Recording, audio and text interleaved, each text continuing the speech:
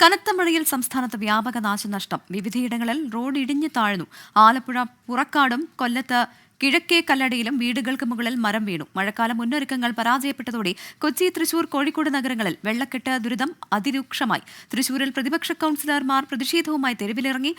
കുട്ടനാട് മങ്കൊമ്പ് ചമ്പക്കുളം റോഡിലും സമീപത്തെ വീടുകളിലും വെള്ളം കയറി. കുട്ടനാട്ടിൽ നിന്ന് മനീഷ് മഹിബാലും തൃശൂരിൽ നിന്ന് സൂരജ് സജിയും ചേരുകയാണ്. ആദ്യം കുട്ടനാട്ടിലേക്ക് പോവുകയാണ്. മനീഷ്, എന്താണ് കുട്ടനാട്ടിലെ സാഹചര്യം? സാധാരണ മറ്റ് ജില്ലകളിൽ മഴ പെയ്യുമ്പോൾ അവിടെ നിന്നുള്ള വെള്ളം കുട്ടനാട്ടിൽ വലിയ രീതിയിലുള്ള പ്രതിസന്ധി സൃഷ്ടിക്കാറുണ്ട്. ഇത് ആലപ്പുഴ ജില്ലയിൽ തന്നെ മഴ പെയ്യുന്ന ഒരു സാഹചര്യത്തിൽ എന്താണ് അവസ്ഥ?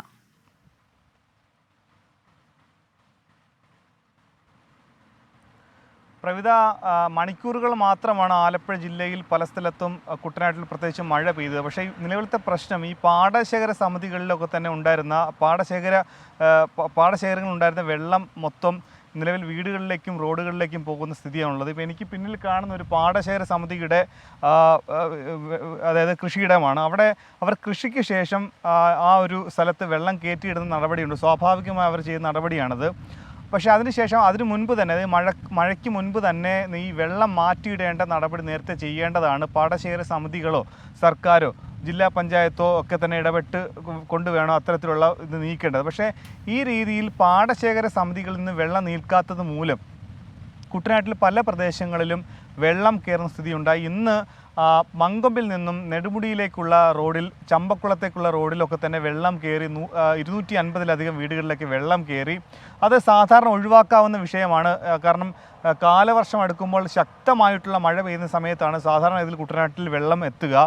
പക്ഷേ ഇത് ഒരു ദിവസത്തിൽ, അതായത് ഒരു ദിവസം എന്ന് പോലും മഴ പെയ്തില്ല. മണിക്കൂറുകൾ, 5-6 മണിക്കൂറുകൾ മഴ പെയ്തതിനെ തുടർന്നാണ് ഇന്ന് ഈ പുളിങ്കുന്നിലും ഒപ്പം തന്നെ മങ്കൊമ്പിലൊക്കെ തന്നെ മഴ. ആ രീതിയിൽ ഇപ്പോൾ കായലിന് സമാനമായി പാടശേഖരങ്ങളൊക്കെ തന്നെ കായൽ പോലെ കിടക്കുന്ന രീതിയിൽ വെള്ളം നിറയുന്ന സാഹചര്യം ഉണ്ടാകുന്നു. ഇത് വലിയ ഭീഷണിയാകുന്നത് ഇവിടെയുള്ള കുടുംബങ്ങളിലേക്കാണ്.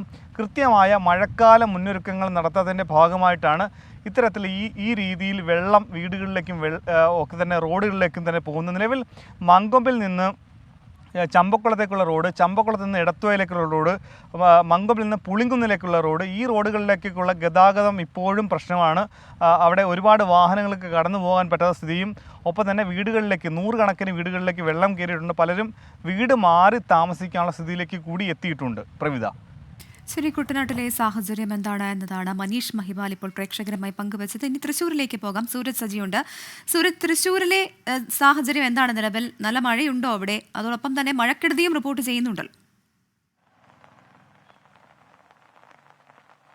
പ്രവിധ, രാവിലെ അല്പനേരം മാറി നിന്ന മഴ ഇപ്പോൾ ഉച്ചയ്ക്ക് ശേഷം ശക്തി പ്രാപിക്കുന്നതാണ് തൃശ്ശൂരിലുള്ളത്. ഞാനിപ്പോൾ ഈ തൃശ്ശൂർ നഗരത്തിലെ തന്നെ ഒരു മേഖലയിലാണുള്ളത്. പക്ഷേ ശക്തമായ മഴ ഇവിടെയും അനുഭവപ്പെടുന്നു. തൃശ്ശൂർ നഗരത്തിൽ ഉൾപ്പെടെ മഴയുണ്ട് എന്നുള്ളതാണ് നമുക്ക് ലഭിക്കുന്ന വിവരം. അതോടൊപ്പം തന്നെ അതിരപ്പള്ളി തുടങ്ങി കുതിരാൻ വരെ നീളുന്ന മലയോര മേഖലയിലും ശക്തമായ മഴയാണ് അനുഭവപ്പെടുന്നത്. ഇന്നലെയാണ് തൃശ്ശൂരിന് ഏറ്റവും വലിയ പ്രതിസന്ധി ഉണ്ടായത്. രാത്രി 7 മണിക്ക് തുടങ്ങിയ മഴ, പക്ഷേ 7:30യോടുകൂടി നഗരം വലിയ വെള്ളക്കെട്ടിൽ അമരുന്ന ഒരു സാഹചര്യമുണ്ടായി. ഈ പ്രത്യേകിച്ച് ചെറു തോടുകളും അതുപോലെ തന്നെ ഓവുചാലുകളും ഒന്നും തന്നെ ശുചീകരിക്കാത്തതാണ് അത്തരമൊരു പ്രതിസന്ധിയിലേക്ക് പോയത് എന്നുള്ളതായിരുന്നു വലിയ ആരോപണമായി ഉയർന്നത്. തൊട്ടു പിന്നാലെ ഇന്ന് രാവിലെ തന്നെ പ്രതിപക്ഷം വലിയ സമരവുമായി തെരുവിലിറങ്ങുന്ന കാഴ്ചയാണ് കണ്ടത്. കുളവാഴകളുമായി കോർപ്പറേഷൻ ഓഫീസിലേക്ക് മാർച്ച് നടത്തിയ പ്രതിപക്ഷ കൗൺസിലർമാർ കുളവാഴ ഈ കോർപ്പറേഷൻ മുന്നിലേക്ക് വലിച്ചെറിയുന്ന ഒരു സാഹചര്യമുണ്ടായി. പിന്നീട് പോലീസ് ഇവരെ അറസ്റ്റ് ചെയ്ത് നീക്കുകയായിരുന്നു. BJP കൗൺസിലർമാരും സമരരംഗത്തേക്ക് ഇറങ്ങി. അങ്ങനെ ഈ മഴക്കാലപൂർവ്വ ശുചീകരണത്തെ ചൊല്ലിയുള്ള വാദപ്രതിവാദങ്ങൾ തൃശ്ശൂരിൽ ചൂടുപിടിക്കുകയാണ്. മറുവശത്ത്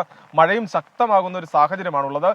നമ്മുടെ ഗ്രാമീണ മേഖലയിലേക്ക് വന്നു കഴിഞ്ഞാൽ വടക്കാഞ്ചേരിയിൽ ആൾതാമസമില്ലാത്ത വീട് സമീപത്തെ ഒരു വീട്ടിലേക്ക് ഇടിഞ്ഞു വീണതിനെ തുടർന്ന് ആ വീടിന് കേടുപാടുകൾ സംഭവിച്ചു.